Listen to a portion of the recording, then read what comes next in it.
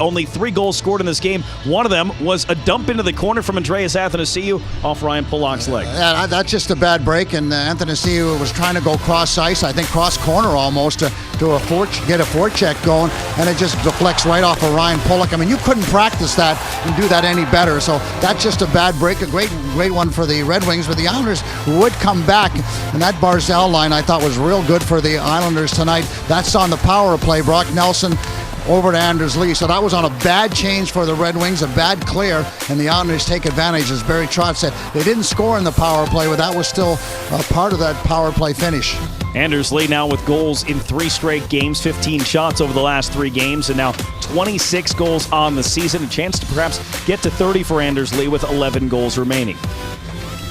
So both those goals we showed you happened during the first period. In the second period, the Islanders came out and controlled the pace of play. The first half of the second period, all Islanders, they did not allow a shot on goal. But right at the halfway point, the Red Wings got a couple of shots, including one after a breakdown that winds up in their net. Well, that's the frustrating part is no matter how well you play, if you make one mistake, then the opposition may capitalize on it. In this case, they did, and Islanders get a little bit confused as Athanasiou is all alone in front. It's just a terrific play by DeKeyser, a slap pass and a good finish by Athanasiou. So, I mean, those things are going to happen. Hockey games are not perfect, and the Red Wings took advantage of that mistake.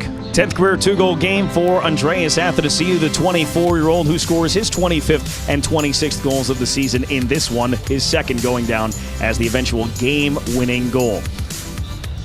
It didn't have the feeling, though, of a 2-1 game. The Islanders pressuring in the third period. They had lots of opportunities to tie it. Some, Bernier was great. Some were missed opportunities by the Islanders. But you look back and you're almost surprised that it winds up a 2-1 game. I mean, the Islanders spent an awful lot of time in the offensive zone. And they really attacked the blue line with an awful lot of speed. I talked about it during the game, where they were able to get up through the middle of the ice. I mean, watch where a lot of these shots are coming from. They're in high percentage areas. And Bernier, who was aggressive at time, he was quick at time, and then he got certainly some help, but he's able to control the rebounds for the most part. But a lot of high percentage shots, good reaction there by Bernier. He were able to track it, and his second and third efforts at different times were nothing short of sensational. But you can see a lot of play around the front of the net for the Islanders, so they were certainly going to the dirty areas, creating an awful lot of traffic, but it wasn't to be.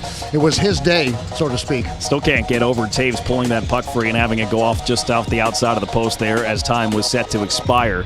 Not a season high in saves for Jonathan Bernier, but still a pretty solid outing. 41 saves on 42 shots for a goaltender that had not won in his last 8 starts. He was 0-5-3 in his last 8 as the Red Wings snap a 4-game losing streak.